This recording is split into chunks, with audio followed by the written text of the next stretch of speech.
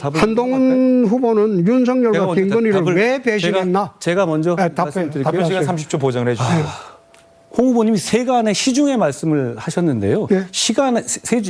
시중에서 홍 후보님 코박홍이라고 부르는 건 알고 계시죠? 난 몰라요. 모르세요? 네. 코를 박을 정도로 90도로 아부했다는 걸로 네. 말씀드리는 거예요. 한번 찾아보십시오. 인터넷 찾아보시면 나오는데요. 저는 윤석열 대통령이 했던 여러 가지 정책들을 존중하는 부분들이 많이 있어요. 정말 한미 관계를 복원하고 원전 복원한 건 정말 대단한 것이고 한일 관계 복원도 대단한 것입니다. 그런데 김건희 여사 문제라든가 명태균 문제 그리고 의료 2,000명 고수 문제, 이종섭 황상무 문제 그리고 김경수 복권 문제 등등에 있어서는 큰 과오였습니다. 바로잡지 않으면 이 정권이 위험해질 거라고 생각한 겁니다. 그때 제가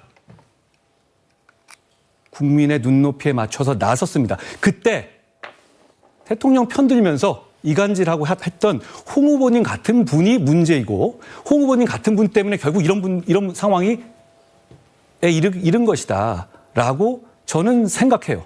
됐어요. 그런 걸 경강부회라고 합니다. 코박홍이란 말은 대통령한테 서문시장 왔을 때 내가 45도 절한 일이 있어요. 그걸 좌파 매체에서 코박홍이라고 이름을 붙인 겁니다. 대통령한테 45도 절한 게 그게 아부하는 겁니까?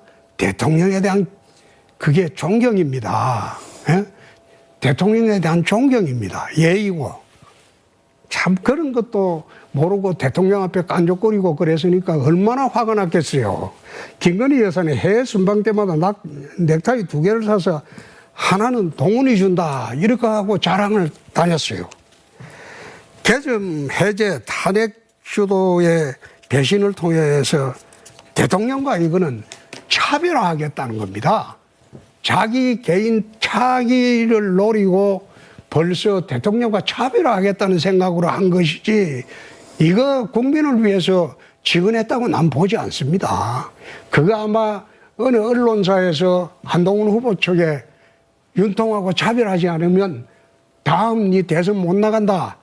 그래 이야기하니까 차별화를 위해서 한 것이지 이걸 갖다가 나라를 바로잡기 위해 그랬다?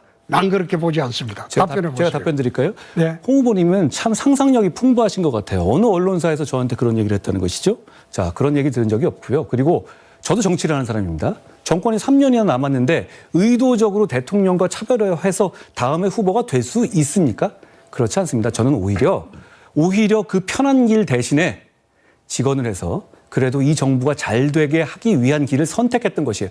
오히려 홍 후보님께서야말로 다음 대선을 위해서 대통령의 옆에 붙어서 아부하는 길을 택했던 것이 아닙니까? 저는 정치에 경험이 많은 홍 후보님 같은 분들이 저와 함께 대통령이 잘못을 바로잡기 위해서 나서주셨다면 대통령의 국정의 방향도 좋은 방향으로 수정될 수 있었을 것이고 그랬다면 오늘의 이 비극이 나오지 않았을까라고 아쉬운 마음을 가지고 있습니다. 참 정치 시작하면서 이재명 씨가 하는 그 뻔뻔함부터 배우니까 내가 기가 막힌다 이 말이에요.